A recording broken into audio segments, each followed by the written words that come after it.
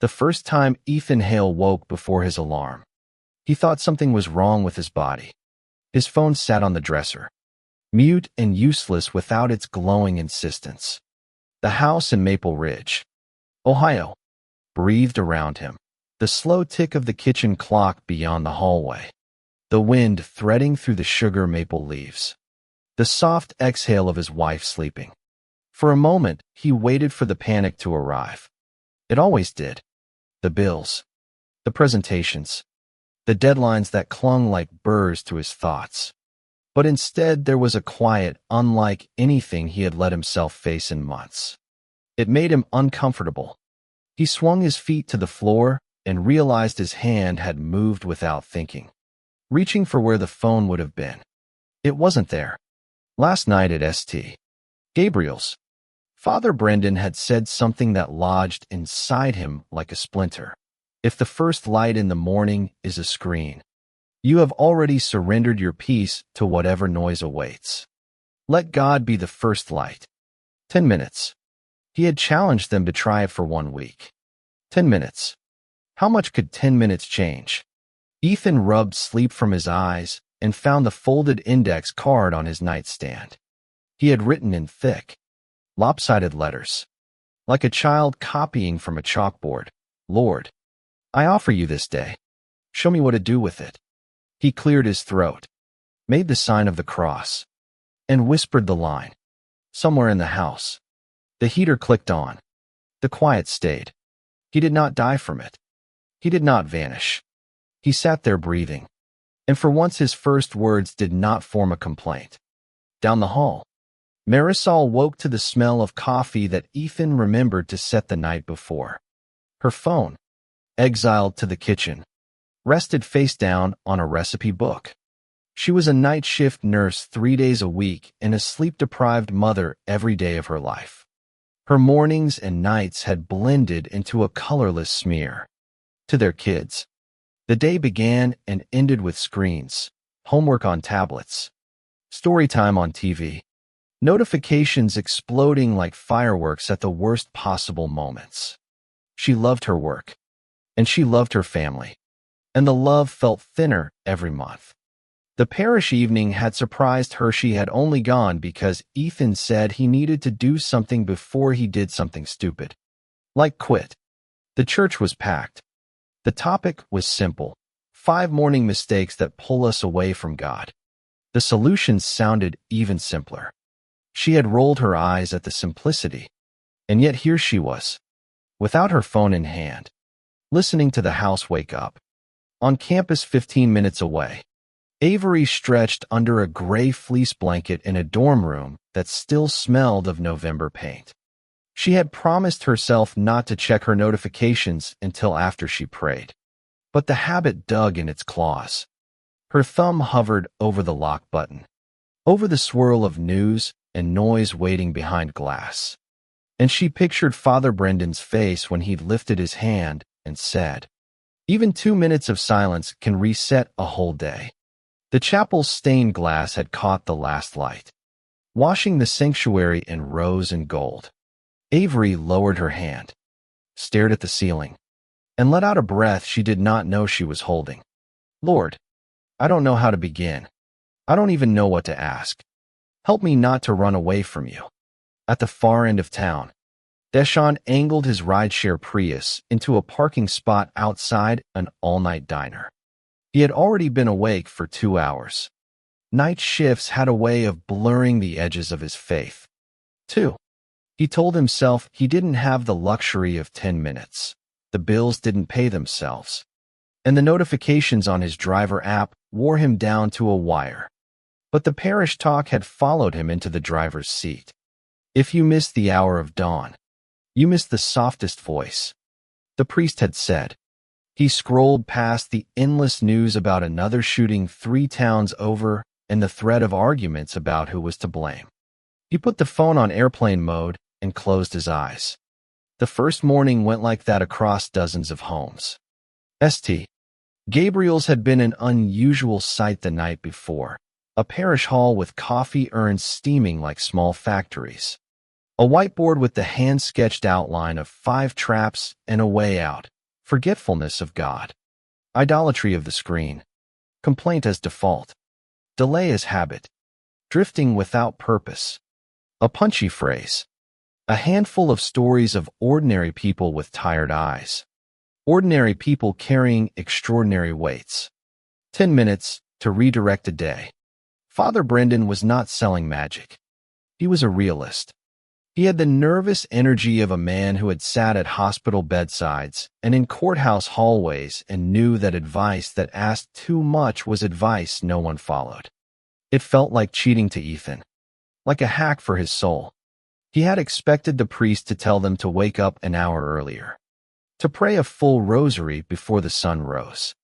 10 minutes he could manage. 10 minutes might save him. On Wednesday, the second morning, the old habits attacked like a headwind. Ethan woke to a vibration in the kitchen. He had forgotten to silence the notifications on his email. He actually felt his heart speed up. The phone wasn't in the room, and still it dictated his blood. "Lord, I offer you this day," he said again, quietly, because the kids were still asleep and he did not want to wake them. He took the little Bible from the dresser drawer and opened to a ribbon he had placed there the night before. He read, "I am the light of the world. Whoever follows me will not walk in darkness, but will have the light of life." He let the words hover in the air. The kitchen vibrated again. He closed the Bible and did not move. He waited out the 10 minutes. When he finally stood, the anxiety had dulled. He had not escaped the work awaiting him downtown, but something in him felt anchored. He lifted the phone. 3 messages from his supervisor, each more urgent than the last. He set the phone down without opening them and poured 2 mugs of coffee. At breakfast, the conversation found a groove it hadn't hit in years. "What is this?" Marisol asked, sliding into the chair opposite him. "A kind of experiment?" "A kind of triage," he said, "before the day bleeds out on the kitchen floor." She laughed. He realized how long it had been since he had heard her laugh like that in the morning. "I wrote a line down," she said. Felt silly. It helped. "I think I'm going to tape it inside the medicine cabinet." "What's your line?" he asked. "Thank you for breath. Show me who needs me first," she said. "And please protect me from myself when I haven't slept." He reached across the table and squeezed her hand. "That's a good one." "Eat," she said, smiling. "And you should go check your email before your building invents a new level of fire." He nodded, but he did not jump. 10 minutes had given him a kind of space. He knew it would not fix the culture of his firm or the way the numbers never balanced, but he felt less like a passenger on a runaway train. By Friday, the 3rd morning of their experiment, the news punched through the quiet like a fist. Someone in Maple Ridge had been beaten outside a convenience store. The single sentence in the push notification carried the electric charge of everything they had tried to resist: violence near home. The opinions already assembling like a marching band. The dread that soaked into the bones before real information had a chance to arrive. Ethan looked at the time. If he opened the story, he would not stop. If he didn't, he would think of it all day. He slid the phone into a kitchen drawer and clicked it shut. "Lord, I offer you this day," he said. He read the line he had chosen to repeat all week. He held the silence like a heavy book. 10 minutes could not heal a broken neighborhood or resurrect a stranger. But 10 minutes could choose what ruled his mind. At St. Gabriel's that evening, the parish hall filled again without an official invitation. People had seen the headline, and the rumors had grown limbs. The parish council had planned to rest after the well-attended event earlier in the week. But rest felt like betrayal. The folding chairs appeared as if conjured. The coffee urns breathed steam. A police officer named Ruiz stood in the back with his arms folded, a familiar face from Sunday masses. Parents hugged their kids too tightly. A high school basketball coach in a Letterman jacket wrung his hands. The battered teenager was his player. Father Brendan cleared his throat. He hadn't planned a second talk. He leaned on the lectern and looked at the faces gathered like a field of stars that had drifted too close to Earth. I said 10 minutes could change your morning. He began. And I meant it. I didn't say 10 minutes could change the world. But they can change the way we stand in it. He told them what they already knew but needed to hear in a voice that wasn't theirs. That the noise of instant commentary would not deliver them from fear. That the first responses to violence often became their own kind of violence. He suggested that the 10-minute dawn ritual could be their threshold to a different posture. Gratitude in place of complaint. Intention in place of inertia. God in place of a screen. Then he surprised them. I want us to start the day together tomorrow. The sun will rise at 7:13. If you can, meet me on the church steps at 6:50. We will give God the first light. And then we will go walk to the convenience store together. The murmuring turned into an immediate clamor. Some people cheered soft amens. Others looked at their shoes. Who wants to pray on the sidewalk where a boy had been attacked? Who wants to stand in front of cameras or neighbors and choose prayer over the anger that shook their bones? Avery spoke first from the third row. Will it help? She asked. If we show up? Will 10 minutes of prayer stop what happened from happening again? No prayer changes what already happened. The priest said. Prayer changes us so that we can change what happens next. The dawn air tasted like metal. They arrived one at a time at first, then in trickles, then in a stream that filled the steps. Coats held tight against the late fall wind. No one held signs. No one brought a bullhorn. A reporter drove by and slowed, then sped away when he saw they had no spectacle to give him. Avery stood shoulder to shoulder with Officer Ruiz, surprised by how normal his voice sounded when he prayed. Deshawn had come straight from his shift, holding a paper cup of coffee in one hand and the index card in the other. Marisol had traded with a coworker to free the time. Ethan stood behind them both, feeling like the quietest man in America. Father Brendan did not preach. He walked them through the steps they had committed to try in their homes. Breathe. Think. Listen. Read one line. Speak one sentence of intention. Give away one small act of love before the day began in earnest. He read from the gospel and didn't offer an explanation. The morning light did that work for him, bending around their faces, gilding the griffin carved above the church doors. When he asked them to name an intention, voice low, no more than 10 words. The sentences came like shy birds. Help me forgive my brother. Protect our children. Give wisdom to our leaders. Teach me to be patient with my son. Show me who needs me first. Let me be brave without being cruel. After the 10 minutes had unfolded like a small, careful liturgy, they walked behind the priest to the convenience store. There were wilted flowers pushed up against the brick and a hand-lettered sign taped to the window asking for privacy for the family. The manager, a woman named Parvati who had been at St. Gabriel's only once, came outside and stood with them. She did not pray. She stood. It was enough. An old man with his dog nodded from the corner. A teenager on a bike stopped and watched as they softly sang the doxology. There was nothing to film. They did not make a show of anger or righteousness. When the song ended, they dispersed into the morning. Deshawn paused before he left and told the manager he would bring coffee for her staff that afternoon. Avery wrote her number on a piece of paper and handed it to Officer Ruiz in case he needed student volunteers for anything the department was doing. Marisol squeezed Ethan's hand and said that it felt like someone had opened a window. The following week, 10 minutes became 12. Ethan set his phone to allow calls only from their parents in the early hours, then left it in the hallway. He started writing his daily intention on the back of receipts and tucked them in his wallet. The habit did not fix him. There were days when complaint slipped into his mouth before gratitude had a chance to speak. There were mornings when the alarm became a temptation and delay snagged his ankle. And he discovered that he had to make the sign of the cross before his feet hit the carpet, or he might not make it at all. But the drift that had once felt inevitable began to slow.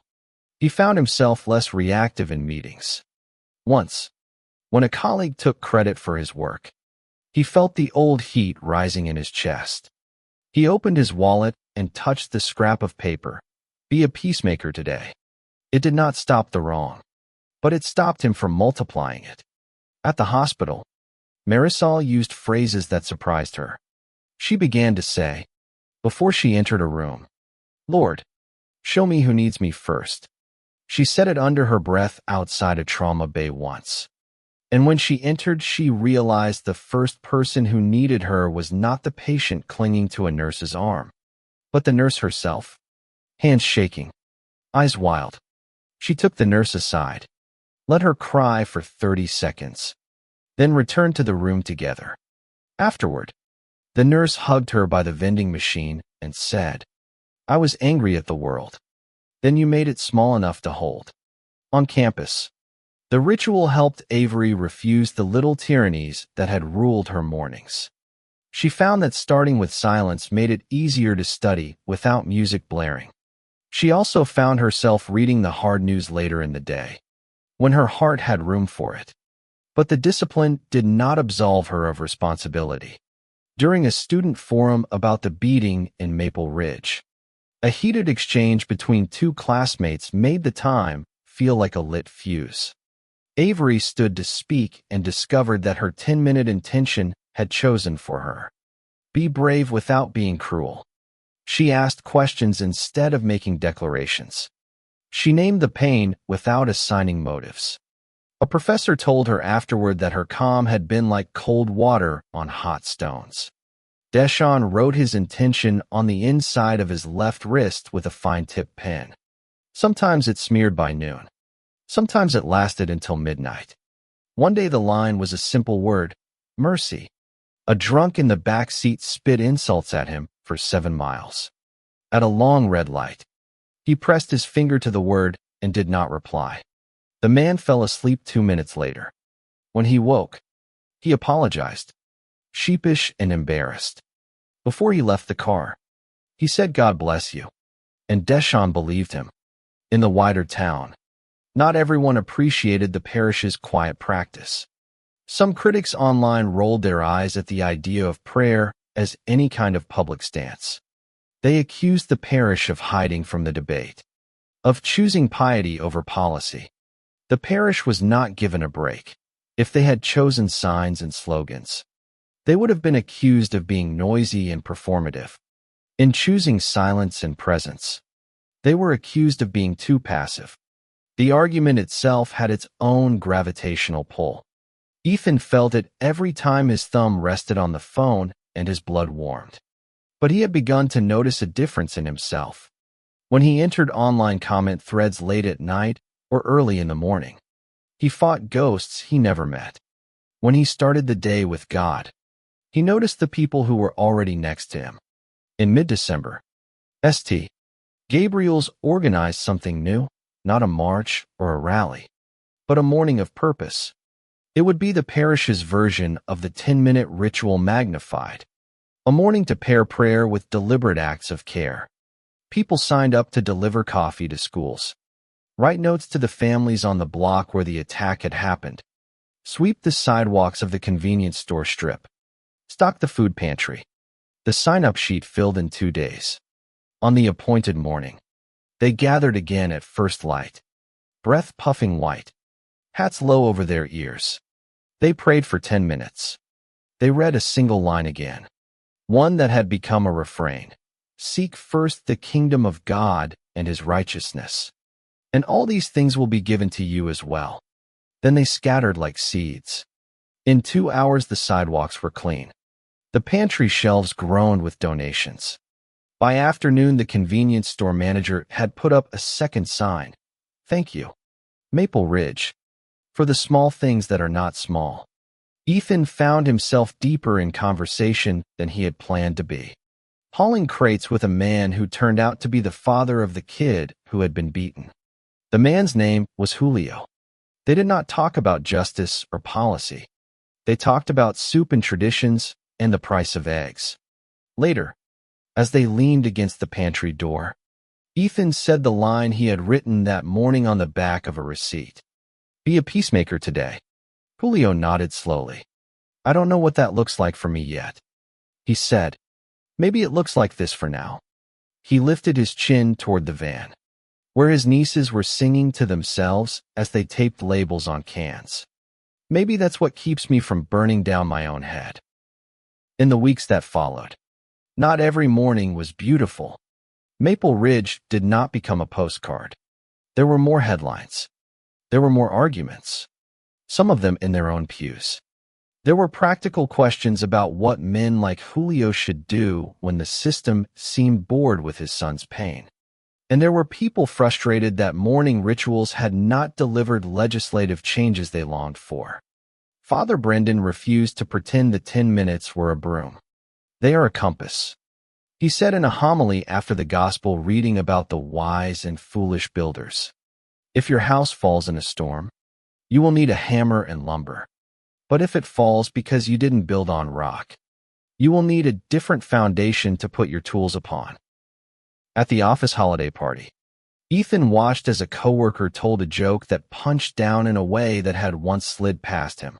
People laughed. Mention of the convenience store incident skidding into a cheap laugh about the neighborhood. He touched the paper in his wallet and felt heat rise. A righteous version of the earlier anger that had almost swallowed him. "Be a peacemaker today" was not a line that meant be quiet. He did not wag his finger. He simply said, softly but firmly, "Not that, man." The room stuttered and pivoted, and the conversation moved on. Later, two people thanked him in the hallway. Marisol found herself walking with a patient's mother out to the hospital parking lot at dawn a week before Christmas. The woman was undone by a mess of injustices that were bigger than any single morning could hold. "People think prayer is a way to avoid reality," she said to Marisol, jaw clenched against the cold. "I think you're one of the first people who used prayer to face it." "I used to use it to hide," Marisol admitted. "Now it's how I step forward." On campus, Avery helped organize a small morning group for students who were not sure they believed in much of anything. She told them the ritual worked even for doubt. Gratitude, intention, silence, a phrase from the gospel, an act of love. She said they could start with a line from any scripture if they had to, as long as they faced beyond themselves before the screens dictated the day. "I'm not recruiting," she laughed. "I'm inviting." A surprising number came. One day in January, they prayed on the steps of the library while a snow squall laced the air silver. A boy who had mocked religion in freshman seminar cried without warning, and two girls put their hands on his shoulders. The 10 minutes ended before anyone felt ready to move. When Lent came, St.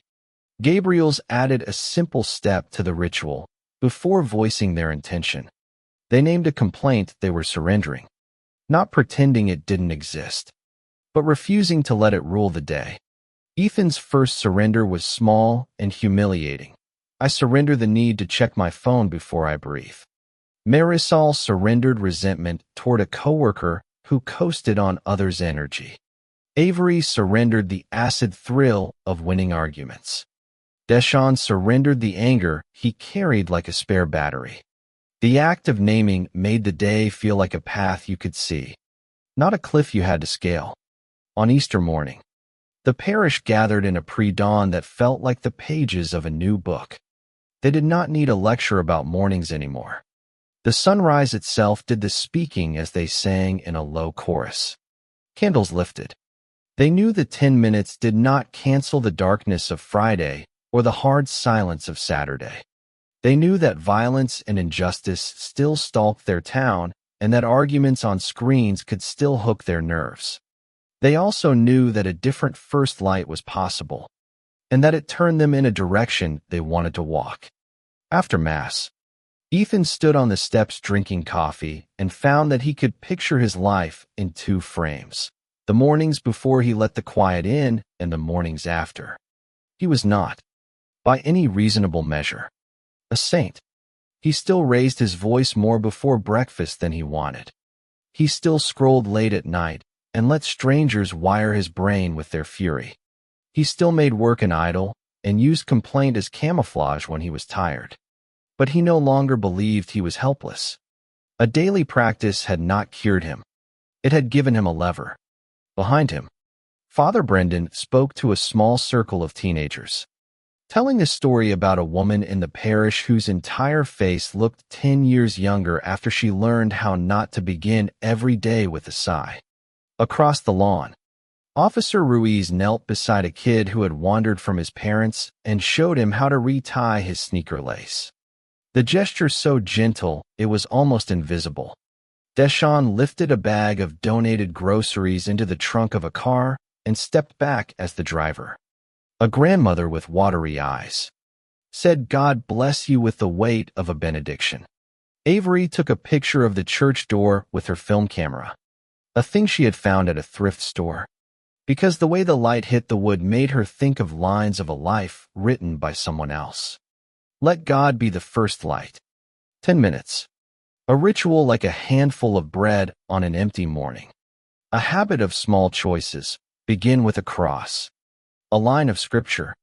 A silence wide enough to hear. A sentence of purpose. A single act of love. A screen held at bay until your soul has stood up and opened its eyes. It was not a banner. It did not fit into a headline, but it changed the way they walked down their streets.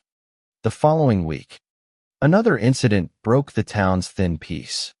This time, more people showed up at dawn. The 10 minutes were not a retreat. They were a gathering of breath before work. Some brought letters they had written to their council about street lights and patrol patterns. Others brought coffee to the night shift clerks who acted like therapists and bouncers and cashiers in one exhausted body. A few brought the children who would inherit whatever the adults did next and let them watch the sunrise turn the steeple from slate to wheat.